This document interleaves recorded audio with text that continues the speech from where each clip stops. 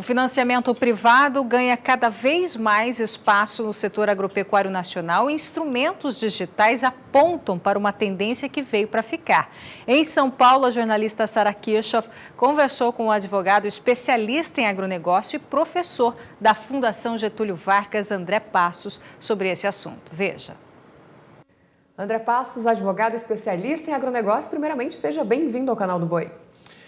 Sara, é uma honra, um prazer estar aqui na Casa do Agronegócio Brasileiro, no canal do Boi, batendo um papo sobre os temas que envolvem o agronegócio brasileiro. Para mim é sempre uma honra estar presente e eu agradeço o convite. Que é isso, André, a honra é nossa. E o assunto de hoje, então, é CPR Digital, né? A Bolsa Brasileira de Mercadorias está trabalhando com o Bolsa Agro CPR desde o ano passado, uma parceria aí com a SEGES, e você está ativamente envolvido nisso para realmente fazer com que a coisa funcione.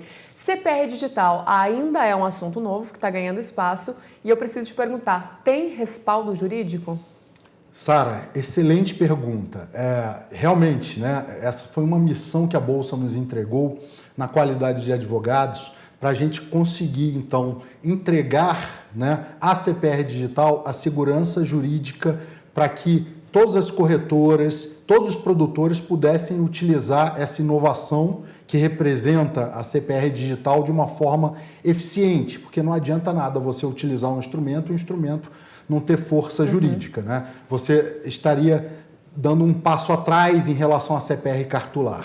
Mas a CPR Digital tem força jurídica sim, e são mecanismos legais já consagrados e vigentes no direito brasileiro que a gente utilizou para poder criar e dar o respaldo jurídico à CPR Digital, tal como a assinatura eletrônica, por exemplo, que é uma lei já consagrada, que já muito utilizada, né, através do ICPF, através da assinatura digital, já utilizada para vários documentos, assinatura de contratos, assinatura de outros títulos, e a gente trouxe essa sistemática para o âmbito da CPR Digital, obviamente aplicando todos os conceitos já existentes na legislação que regiam a CPR cartular, com a formalização digital, para que isso então trouxesse respaldo jurídico às transações com a CPR eletrônica do Bolsa Agro. E funciona, viu? E a gente está muito satisfeito com o resultado.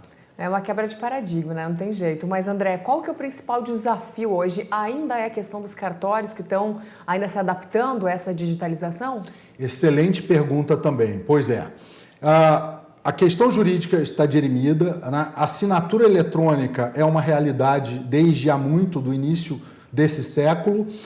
Ocorre que os cartórios, né, a gente está falando de um país de dimensões continentais como o Brasil. Então, a gente fala de um país com 5.700 municípios. Se você tem 5.700 municípios, se você tem a Amazônia, você tem o Chuí, né, lá na região sul, você tem no meio disso tudo o Centro-Oeste, o Nordeste, a Caatinga, você precisa, de alguma forma, criar as condições para que esses cartórios consigam receber a documentação eletrônica e processá-las. Então, nem todos eles estão preparados, porém, né, hoje eu te diria que boa parte dos cartórios no Brasil, principalmente nas regiões que estão mais ativas no agronegócio, já conseguem processar, sim, o que a gente chama de pacote digital da CPR Digital, ou seja, receber os documentos no formato digital, as assinaturas no formato digital e registrar, então, todos esses documentos num cartório, como se fosse um documento físico, de uma forma digitalizada. E aí, hoje, a gente tem ainda esse desafio, ou seja, de galgar novos espaços, novos cartórios que possam se integrar nesse pacote digital, mas eu diria para você que de 60% a 70% das operações hoje envolvendo a CPR Digital já podem ser realizadas digitalmente na integralidade. E aquelas que não podem ser realizadas digitalmente na integralidade podem ser realizadas, telespectador, de forma que o documento seja impresso e seja entregue no cartório. Então você digitaliza, imprime, reconhece a autenticidade daqueles documentos e leva sob a forma impressa para esses cartórios que ainda não estão integrados, que são uma minoria hoje ainda, como eu venho dizendo. Então, mesmo aqueles que não estão integrados, o processo da CPR digital já agrega alguma velocidade, alguma desburocratização e algum valor através desse expediente de você poder imprimir e levar no cartório. André, não tem jeito, né? A CPR digital é um importante veículo de financiamento privado do agronegócio. A CPR digital veio para ficar, e como é que você enxerga o futuro dela, considerando principalmente a sucessão familiar, né, que já vem muito mais aberta para esse tipo de tecnologia? Sara, excelente pergunta, porque isso me dá a oportunidade de colocar a CPR digital em perspectiva em relação ao agronegócio brasileiro e as famílias que se dedicam ao agronegócio brasileiro, que são a parte fundamental do agronegócio, que é o produtor rural, né? Bom, CPR digital veio para ficar, inexorável. O processo das agritechs também veio para ficar inexorável. O processo de desenvolvimento do agronegócio brasileiro. O agronegócio brasileiro é competente? Sim. Sempre foi muito competente dentro da porteira. Ainda tem alguns desafios no fora da porteira, mas a tecnologia ela vem agregar valor nesses dois lados da fronteira agrícola, dentro e fora da porteira, decisivamente.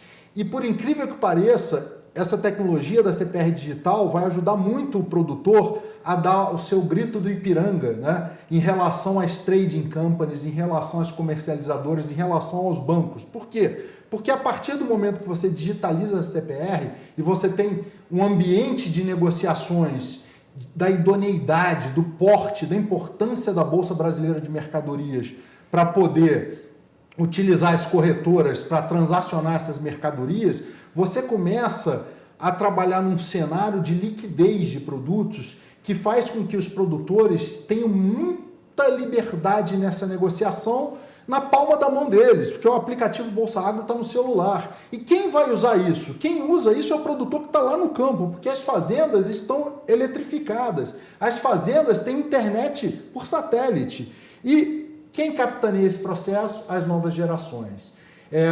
Por experiência própria, né, usando o chapéu de professor, né, dos MBAs Agro da Fundação Getúlio Vargas, eu te digo o seguinte: os meus alunos todos, né, estão usando tecnologia no campo e mais, os pais desses alunos, né, que são a segunda geração daqueles que desbravaram na década de 70 o Cerrado brasileiro, que subiram do Rio Grande do Sul, né, de cuia e chimarrão, né, para poder desbravar as planícies do Centro-Oeste, para desbravar as fronteiras agrícolas.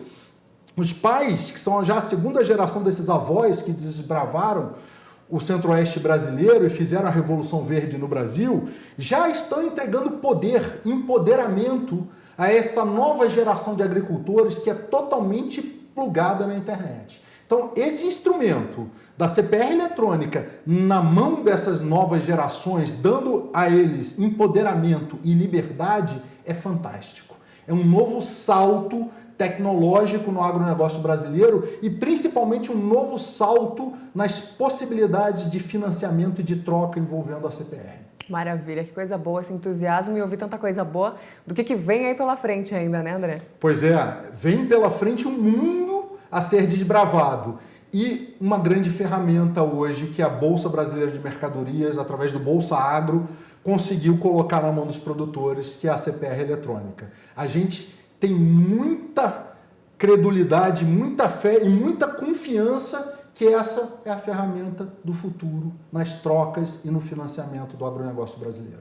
Perfeito, André. Mais uma vez, muito obrigada pela sua participação aqui conosco e volte sempre. Eu que agradeço. Sara, uma honra sempre e sempre que vocês me chamarem estarei aqui para poder explicar as questões jurídicas do agronegócio.